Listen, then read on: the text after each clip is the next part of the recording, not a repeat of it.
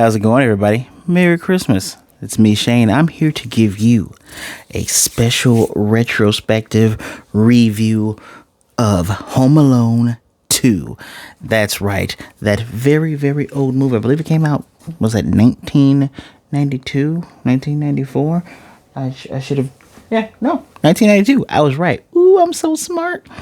And before I go any further, I'm just going to ask you guys, hit that like button, subscribe, and hit the notification bell to be notified of more videos just like this one. I haven't done one of these in so long. Actually, 2 years, in fact. It's funny because I was going through some of my old catalog, and I said, did I ever talk about Home Alone? Because I know I talked about Batman Begins being a Christmas movie. And it turns out 2 years ago, December 13th, I talked about Home Alone. And I can only imagine that I just went in on the parents because the parents are stupid. It's like in these movies, these are definitely kids movies. Not kids movies because herp derp kids are dumb. No, kids are actually very, very smart. You were once a kid and you should know the things that you were receptive and paying attention to. The parents in this movie, the adults, are just dumb, save for like the character that's supposed to be undesirable, right? So let's talk about this because I wanted to just go ahead and put a little cap on this. I didn't talk about Home Alone last year, where I think this year technically is the anniversary. This is 20 years, right? 92, 02, 12. There's no way this movie is 40 years old. No way. I said that wrong, right? 2002 is 10. Then 2010, oh goodness, thank goodness, this movie's 30 years old. 30-year-old movie. Technically, it should be the anniversary, but they did a little remake. All of it's on Disney Plus. This is on Disney Plus. It's actually been playing on, it's not called ABC Family anymore. It's called, oh my goodness, what do they call ABC Family now? I've been watching it this whole time. It's, it'll come to me. It's Freeform. It's been on Freeform since, the Christmas season has started. And I like this movie more and more every time I watch it. Let's talk about the premise. The premise is basically the same. Is Kevin home alone? Yes, but he's home alone in New York. So, all the families in town again.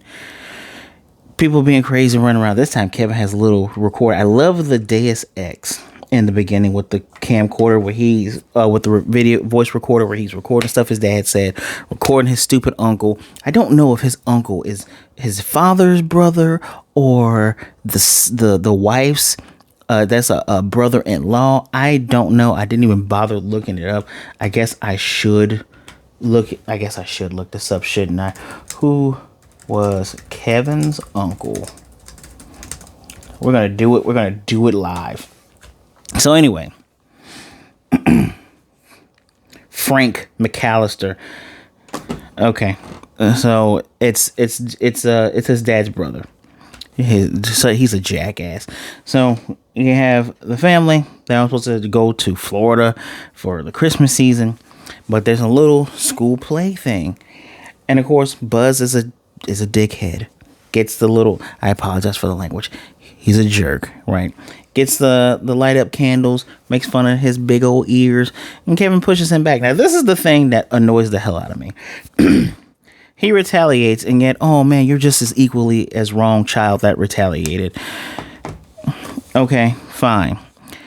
Buzz openly placates them, kisses their butts, and says everything they want to hear to get everybody to clap for him. And then he goes to Kevin and says, beat that. They call him a butt licker or something like that.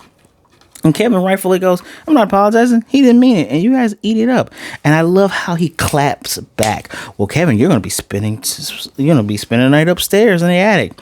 What else is new? You're going to be with me, the kid, his cousin, who pays the bed. And I guess is proud of it. Whatever. And his Uncle Frank is just like, hey, don't you ruin this, you little jerk. He's like, oh, wouldn't want to ruin your vacation, cheapskate. I love the clapbacks. Because now Kevin's like, I'm sick of you guys, this garbage. I'm sick of your crap. because the dude's a mooch. He didn't really care. He was an a-hole in the first movie. He called him a little jerk, and he didn't ever really seem concerned that Kevin was left home alone while his family was in Paris, and then when his family's in Florida. Dude doesn't ever care. He's a butt munch. That's what he is. He is a total butt munch. That's the premise. They apparently everybody wears the same jacket. Apparently these people do not learn their lesson. You are horrible parents. You are horrible family. Because Kevin's doing what a kid does. He stops. He's fidgeting around. He wants to put more batteries in his thing, and he sees someone that's wearing the exact same coat and scarf as his dad, as his stupid. I think they live in Elgin because they're in Illinois. I think he lives in Elgin. His stupid Elgin paper, white bread, milk toast family. Your dad is so lame. And no one takes a minute to look behind them and go, Kevin's not here. Now, in today's era where he can have his ticket on his phone, this would never happen, right? Kevin would never get left. They'd be like, oh, you're on the wrong flight. Go over there to Miami. And then everything is shitty. And it's kind of cool that he gets left behind, right? Because he meets the pigeon lady. The pigeon lady is this woman who basically just like the old man across the street in the first movie. Life has hit them hard. Made a lot of decisions. They don't think they can go back. Though they are the one adult that is smart enough to help Kevin. Saves him from the sticky bandits, aka the wet bandits. And she even openly like, oh, I've burned a lot of bridges, made a lot of bad decisions. And Kevin's like, look, man. Having a heart is like when I had skates, right? I didn't want to ruin my skates. I didn't want nothing bad to happen. So I maybe put them on once and I left them in the box. And when I wanted to wear them again, I was too big. I grew out of them. I never got a chance to skate on them. Hearts are pretty much the same thing. You need to use it over and over so you can get used to it. You got to use your heart. And Kevin McCallister is so funny that he has that much insight despite being a kid who can be spooked. He's mischievous. He does things that he probably shouldn't do. Such as run up your dad's charge card. And at the same time, at the end of the movie, when his dad's like, he ran it up to $1,000. No, you should pay that. You know why? Because A, you're not in jail for some reason. B, no one's called Child Protective Services. And C, you did not give a damn enough about your son to turn around and make sure he's coming. I don't care how late you running for anything. If you were, like my family always says, if you were meant to be there, you would have been there already. So $1,000 is nothing. Shut up. You probably make $1,000. Have you seen the house that you have? Get out of here. Anyway,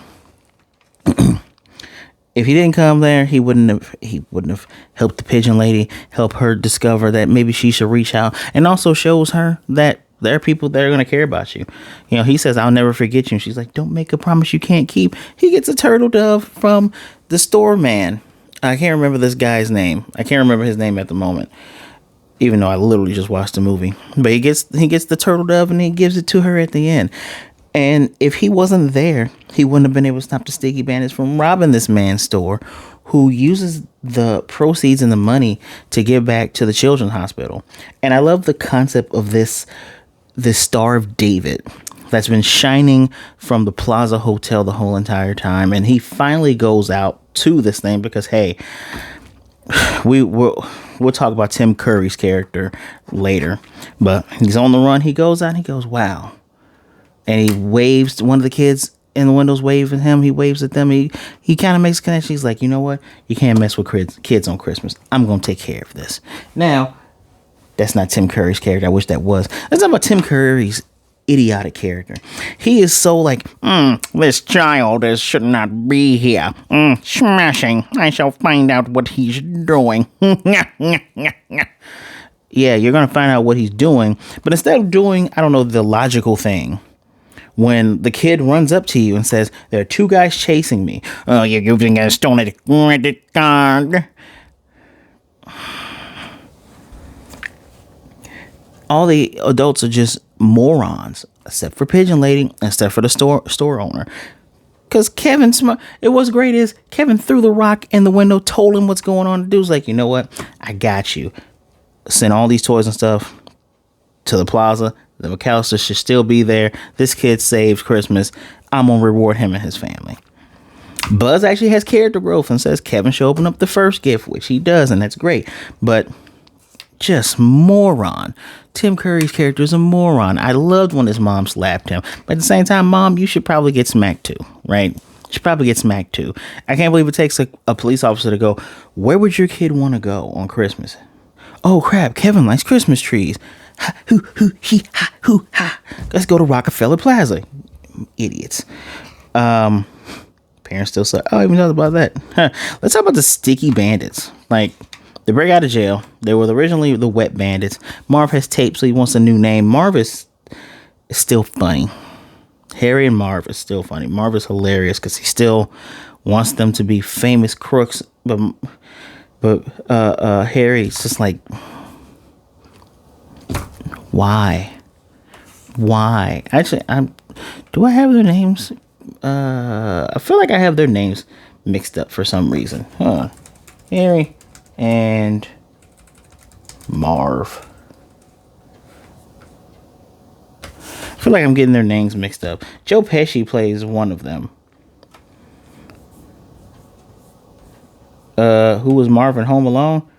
Daniel Stern is Marv. Harry is Mr. Goldtooth. Joe Pesci.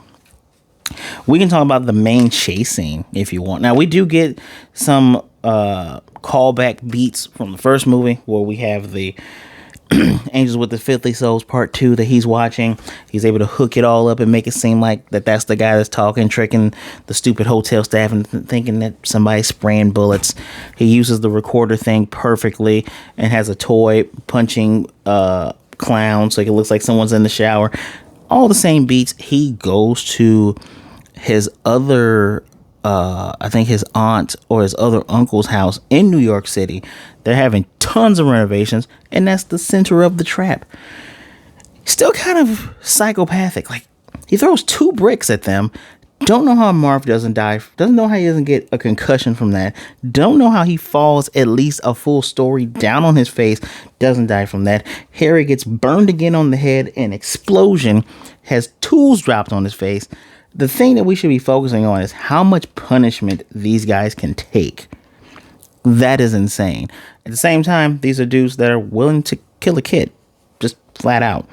Harry says, knocking off a kid like you, I won't lose any sleep. But hey, you took a picture of us. Give that back. We'll let you go. And I do give them, and they are smart enough to remember that's the kid that got us in jail. It didn't take them that long to go, wait a minute, is that him? No, that's not him. Let's just keep walking. No, they knew it was him. They don't underestimate him. They prepare for the stuff that he's done before. I like that. He's smart. Even touching the door like, okay, the door's not hot. But, he set up other traps, which I give Kevin credit for. Now, I didn't watch the reboot remake of Home Alone that's on Disney Plus. I think it's in London. I don't know. It's a massive freaking house. But if I were to do a Home Alone reboot or remake, I would certainly, if you want to do a new family, fine, but I would have Kevin McCallister show up as like a guy that does like security stuff. Like, he sets up cameras and traps and stuff to save people's homes. And when the kid has to call him and say, hey, the stuff you set up isn't working. I got people breaking them. He's like, I'll be their kid and I'm going to help you out. That would actually be cool. It doesn't even have to show up until like the last 20, 30 minutes of the movie. That would be how I would do that. But let's talk about the rest of Home Alone 2, Lost in New York. There is one thing. It's very, very funny. I think it was in 2020 where there's a scene where Kevin talks to Donald Trump and asks him where the lobby is. And Trump tells him where it is. He kind of looks back at him again. And that was deleted off because, come on, you guys know why. It's back on there. It's back on TV because, I guess they were trying not to give this dude any residuals, which is smart on your part. But yeah, that's the only, I can't think of any other cameos. There are the black police officer. I've seen him in other stuff playing a police officer. He's a good actor. But yeah, fine movie. Definitely should be in your Christmas rotation. If you're not going to watch it, you don't have to watch it 7 to 10 times like I have been currently doing. But it definitely deserves a spot on your Christmas rotation. At least watch it twice.